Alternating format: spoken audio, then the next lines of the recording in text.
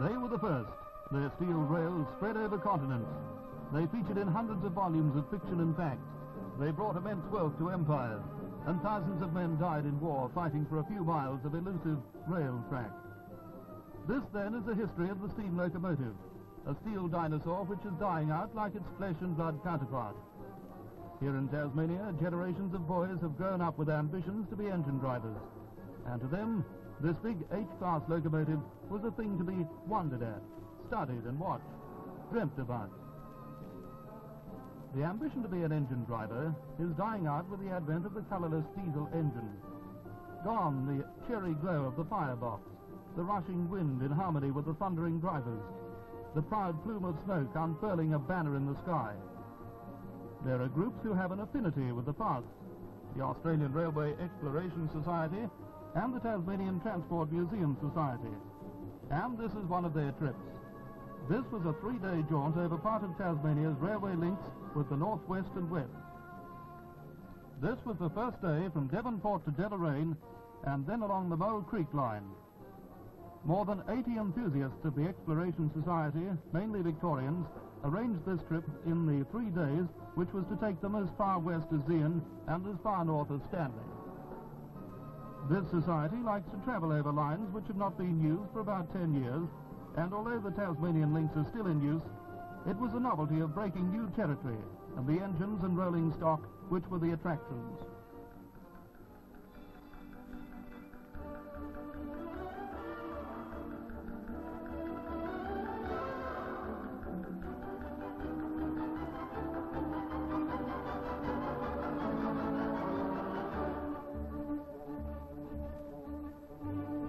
The Tasmanian Railway Department saw to it that the visitors were not disappointed. At Deloraine, the big 110-ton H-class was uncoupled and the CPS locomotive steamed up. There was time for photographs and a passing sneer at the Tasman Limited, towed by its diesel engine. The Mole Creek line was opened in 1890 for general and goods traffic. The passenger service was withdrawn in the 1950s, but there is a daily goods service at present drawn by a ubiquitous diesel engine.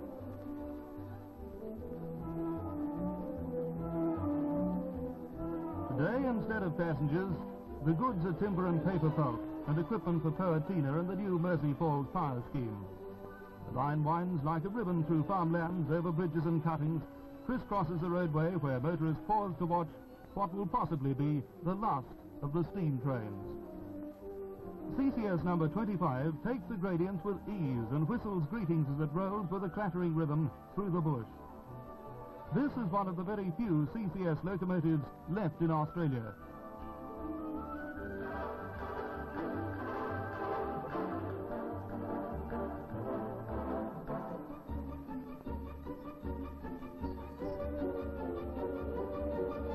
End of the line, and now the engine must be turned for the return trip to Lamana Junction. The turntable creaks and groans as 56 tons of CCS trundles aboard. The history of this locomotive is interesting. The CC class was built in 1905 by the firm of Bayer Peacock in Manchester, England. In 1926, the locomotives on the Tasmanian railways were rebuilt at the Launceston workshops and fitted with superheating. Now the few remaining specimens of this class stand cold and idle in roundhouses throughout the state. Another generation of steam engines are on their way out.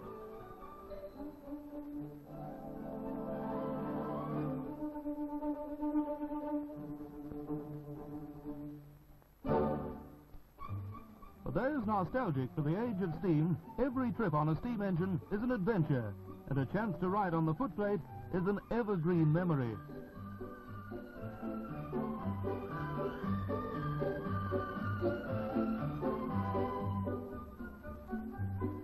Even some of the coaches could be described as ancient. For those who merely come along for the ride, the railway authorities provided what is known as the ACS Tasman Limited stock with restroom and all amenities.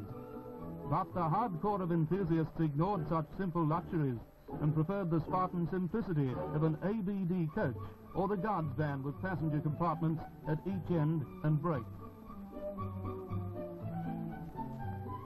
Lamana Junction, and once more the big H-class loco is hitched on for the run home along the coast. The H-class is a distinctive engine, and for those who take a technical interest, its designation is 482. This class is sometimes known as the mountain class, and you can judge by its size why this is so. Thus ended the first day, when Tasmanian lines again shook to the racing wheels of steam locomotives. This is the second day, and an eager air of expectancy as the Emu Bay Company prepares to roll from the sheds its showpiece. The buffers link up, but what sort of engine is this? Yes, it's one of the few surviving relics of the wartime rail system, a monster Garrett locomotive. As Garrett number 16 rolled into the station, the Victorians greeted it with amazed looks and excited conversation.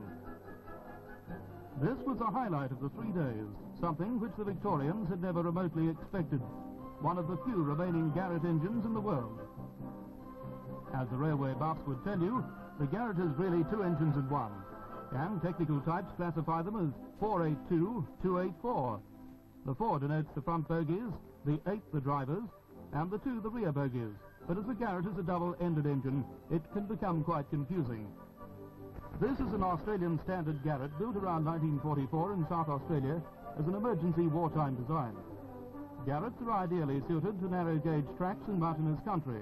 They are still used in South Africa and India, and this design has been copied throughout the world.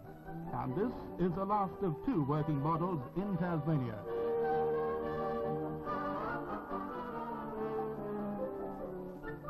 If you were the maiden tied to the railway track in a melodrama, this would be your view of the Garrett. And a wallaby gets this view of the engine. The Garretts were not popular locomotives with train crews. The driving cabin was uncomfortable. They were great jolting beasts and ate up fuel and water with all the enthusiasm of a monstrous steel glutton. Where train crews cursed the name Garrett, today's enthusiasts faithfully recorded the engine on movie film and tape recording.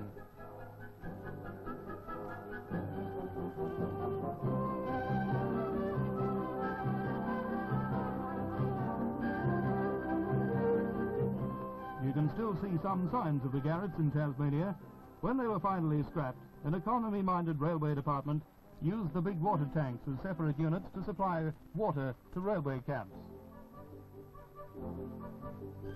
Rosebery, normally the end of the line for the Emu Bay Company, but this is something of a special occasion. A diesel throbs quietly at the side of the line as the Garrett pulls into the mining town station. This was the first return journey for over a year for this big steam engine. The private railway company still sends goods to Rosebery, and many cars are still taken by train to this point rather than face the trip over the new Murchison Highway. Here is another highlight of the 3-day excursion, a chance for the photographers to get an exciting view of the Garrett crossing a high-level bridge over a deep river gorge. It's possible no other steam locomotive was such a celebrity.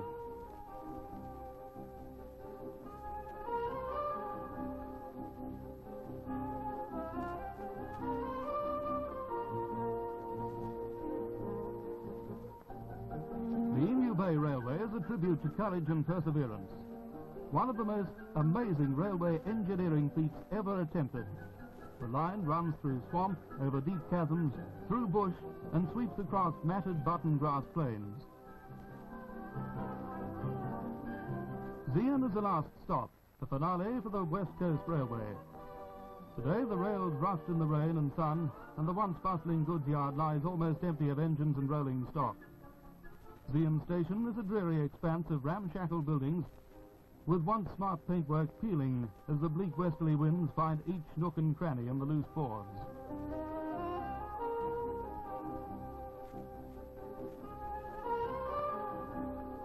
The end of the line for G16, just as it was the end of the line many years ago for Zeehan, a prosperous, thriving mining town.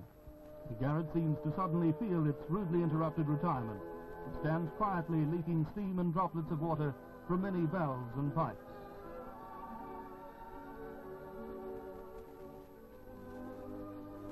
Zeehan, the end of the line for many when the mines close down.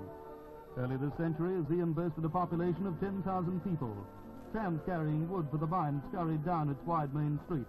Land sold at record price of £150 a foot, and at schools, business houses and social life thrived. Today the town's wide main street stands empty, and the few people who still remember look back on an age of silver. There's a loneliness about Zeehan, a feeling of waste and desolation, a town populated by ghosts of a bygone, virile age. Zeehan, and the end of the line, perhaps a fitting epitaph for G16, the end of the line for the last train.